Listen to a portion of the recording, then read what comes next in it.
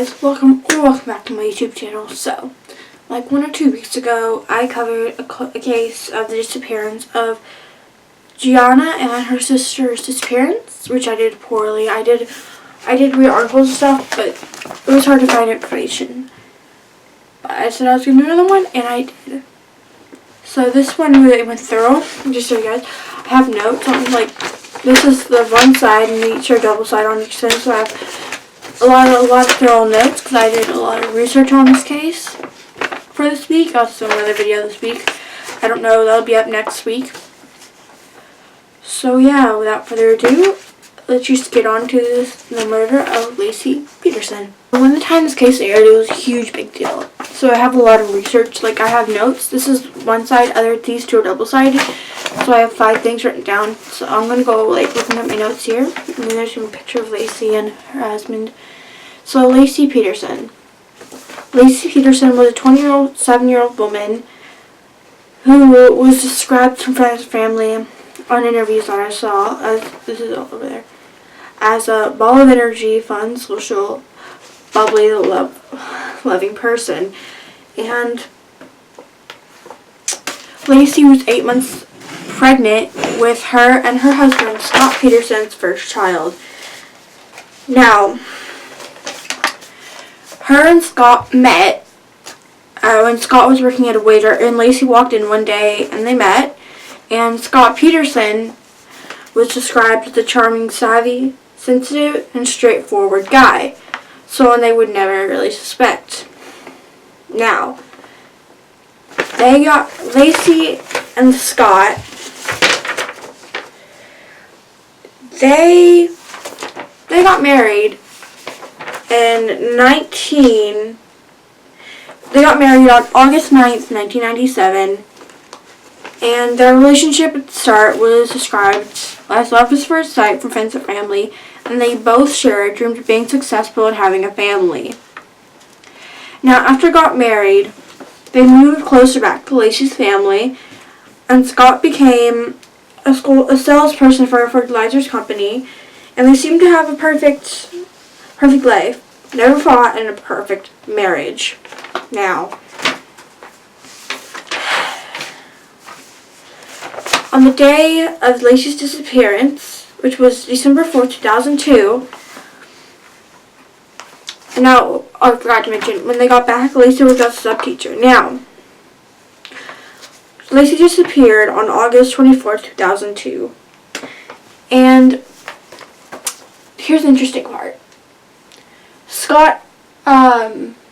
When Scott initially made the call to Laci's parents, he said that she was missing, which was a really key part of the investigation, which people found really, really weird.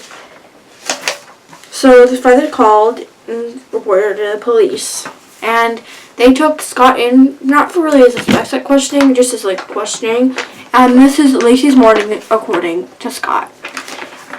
Scott said at 8 a.m.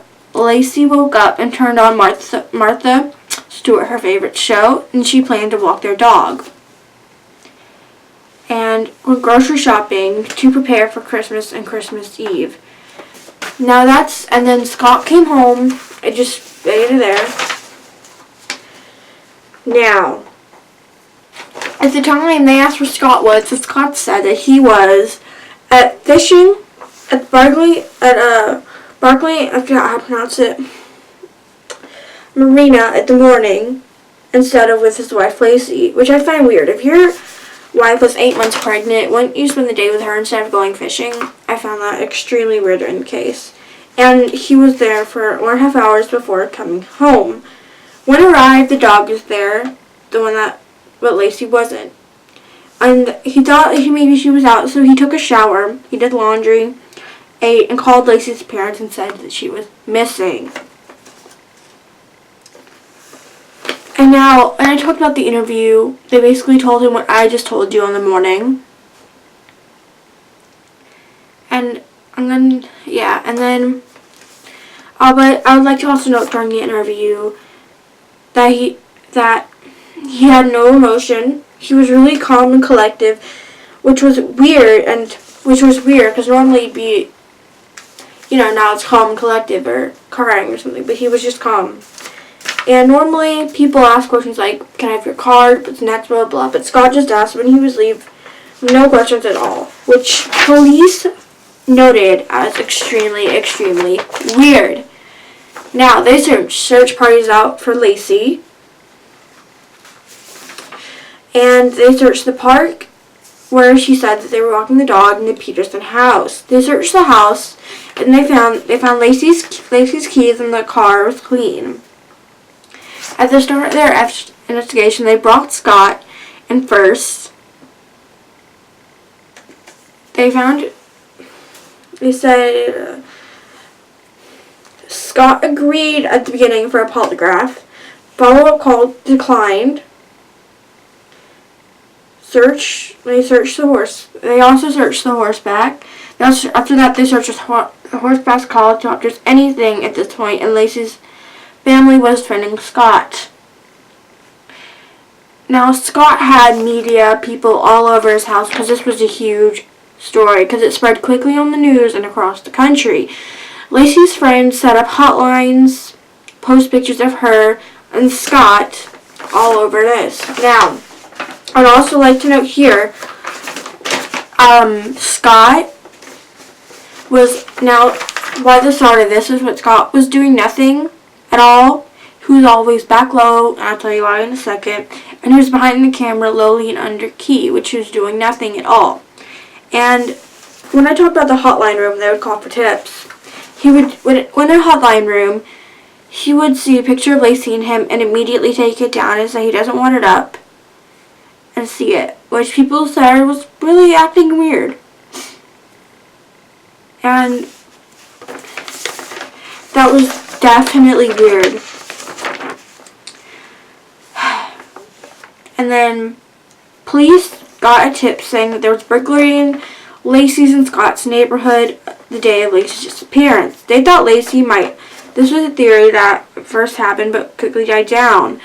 They thought Laci saw and got kidnapped or killed or held her hostage. They found the men. They said they weren't responsible at all, so the police quickly dropped that as soon as they found out they were telling the truth.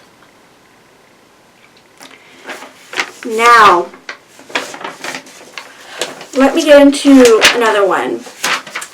So, a girl named Amber Fry came forward.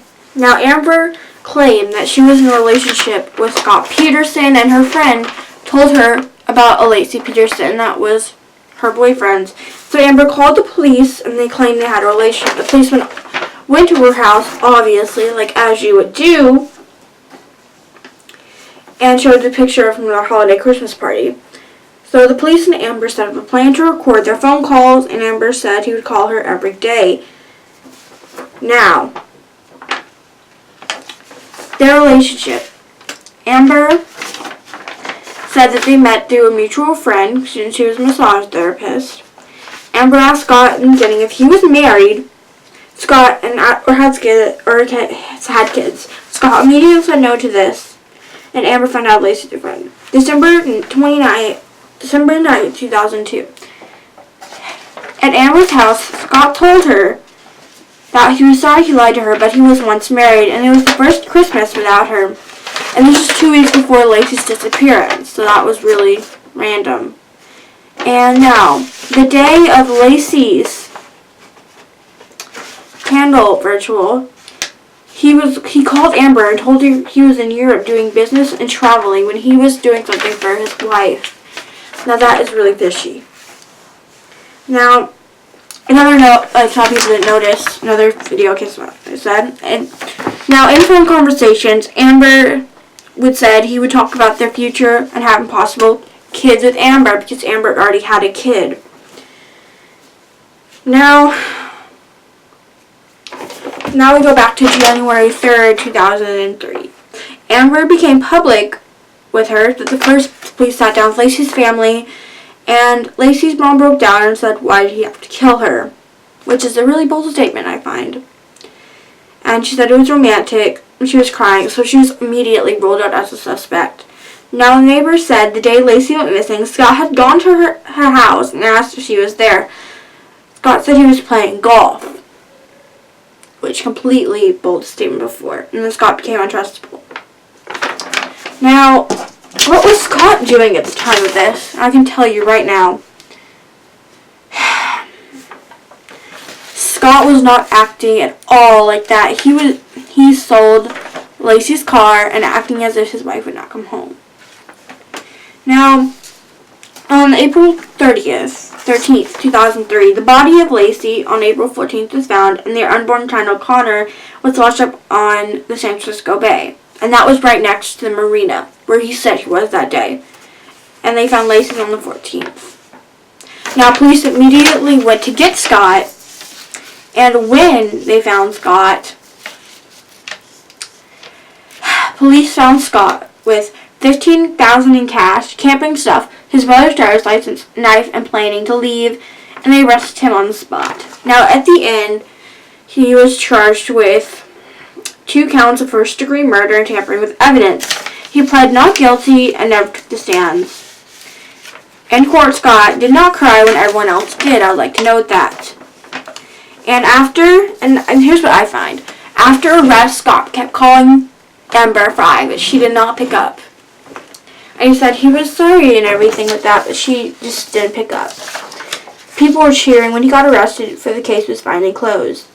Now for the appeal, they actually went back and saying that they saw Laci at the park that day, walking their dog in the morning, so how could he have killed her if she saw? And they use a mailman as an example of that.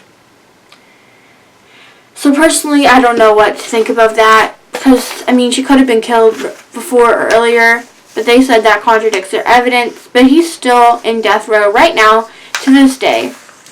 He's not, his family's trying to get him out, but still, no success. So tell me what you guys think of this case in the comments. Tell me if you guys want me to do one more before this October ends, because November's going to be faced on fall and December holiday. So yeah, make sure you vote in the eye over here if you want more true crime cases, more in-depth level like this. And yeah, I'll see you guys next week with a brand new video. Make sure you hit that subscribe button, hit your notifications, and follow my social medias down below. Peace.